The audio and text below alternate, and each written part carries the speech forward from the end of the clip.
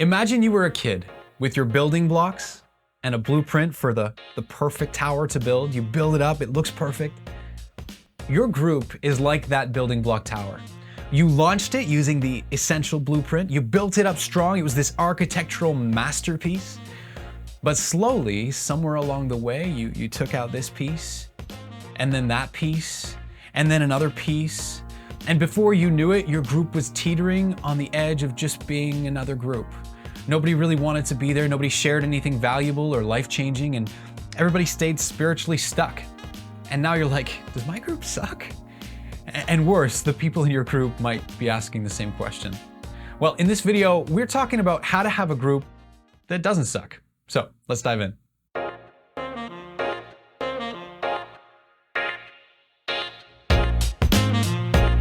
Hey guys, I'm Steve, and this is Level Up, the monthly dose of leadership training that will help you take your next level group to the next level. Hey, have you heard of the word deconstruction? Deconstruction is this kind of challenging but widespread trend in Christian circles around North America. Many of us have heard about it, and some have even had people close to us experience it.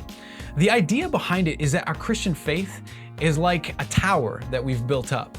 And deconstruction for many is the process of tearing that tower down altogether and then building it back up again, hoping that this time we get it right. When things are going wrong in our groups, when your group feels like it sucks, the easiest thing to do is just to give up, to throw in the towel, to tear down the tower altogether and then try again somewhere else, hoping that it'll be better next time. But guys, there's a better way. Here's the thing. The reason your group is teetering on the verge of collapse is because you've taken out some essential pieces. And I'm telling you, if you figure out what those pieces are and then put them back in the correct place, while at the same time maybe removing some pieces that are unhelpful or broken, your group, your tower, is going to be stronger than it's ever been. But hold on, maybe that's not you. Maybe you feel like your group is doing just fine. Well, we believe that whether your group is doing just fine or whether your group's about to collapse, we all, as group leaders, need to be constantly doing healthy deconstruction of our groups. So today, we're going to do that healthy deconstruction of our group together. We're going to look at each piece and ask, hey, should that piece be there? And hey, what piece might be missing? Or what piece might be broken and how might it need to be fixed? And we're going to give you a blueprint for how to rebuild your group stronger. If you follow this blueprint, if you implement these essential next level group building blocks, you will experience relational authenticity again. And you'll start to see lives transformed by the power of God, including yours. In short, your group's not going to suck anymore. Before we dive into building block 1, I just want to remind you, hit that subscribe button below and then the little bell right beside it to be notified each month when we release a new level up video for group leaders just like this one.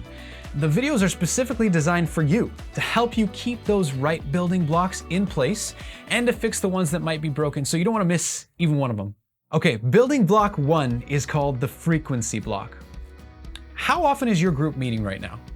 Weekly, bi-weekly, monthly, maybe?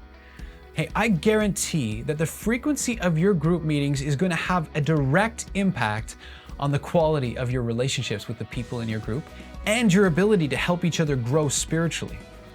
Maybe your group has slipped into meeting bi-weekly or maybe even monthly. If this is the case, there's almost no way that you're going to experience the life-transforming spiritual friendships that a next level group is all about. You can't have deep, close relationship unless you invest the time with consistency. So if you want your group to be next level in its effectiveness in your life, if you want to see lives transformed, if you want to see relationships develop and go deep with some momentum, pick up that weekly group meeting block and put it back at the base of your group tower. This is what it takes for you and your group to become what you were created to be. Building block 2 is called the Bible block. Question: are you wearing clothes today? Did you brush your teeth this morning? I hope so. Did you do your hair? Did you eat breakfast? Have you drank water today yet? You know, we consider these things essential elements of our everyday, but somehow we come to our groups every week spiritually naked, hungry, and thirsty to hang out with a bunch of other spiritually naked, hungry, and thirsty people. When your daily life and your weekly group meeting is not built upon the building block of the Bible, you're walking around spiritually naked, hungry and thirsty, and you're hanging out with a bunch of other people who are maybe doing the same thing. If you don't believe me, I didn't come up with this. Jesus did. This is how he said it. He said, "Whoever drinks of this water will be thirsty again." The water that he's speaking of is the water of the world. But then he says, "Whoever drinks of the water that I will give him," speaking of his word, the Bible, empowered and illuminated by the Holy Spirit, "will never be thirsty again." So if you guys want to walk into your day naked and thirsty, then don't open the Bible every day. And if you want to hang out with a bunch of other people who are naked and thirsty, then never open the Bible at your group. But if we want a life-changing, thirst-quenching, army-like, weapon-bearing life and group experience, then we have to open the Bible every single day and every single week at our group.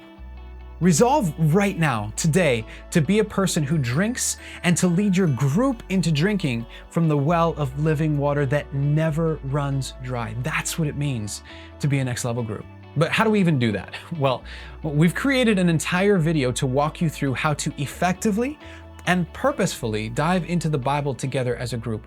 You can check it out by clicking the link in this video. Building block 3 is called the authenticity block.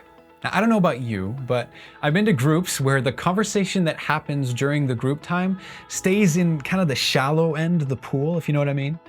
Have you as an adult ever been to one of those community kiddie wading pools where the water only goes up to the middle of your shins and there's maybe this preteen lifeguard with a whistle who has way too much power and blows it every time you want to try and have some fun? It can get pretty boring pretty quick. Now, sometimes in our groups, we settle for kiddie pool level conversation with one another when even though everybody knows that in our real lives outside of the group, we're going through some pretty intense, deep end of the pool kind of issues.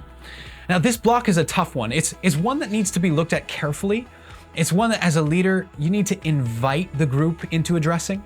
It's one where you need to drive the culture of the group step by step from that shallow end of the pool to the deep end of the pool.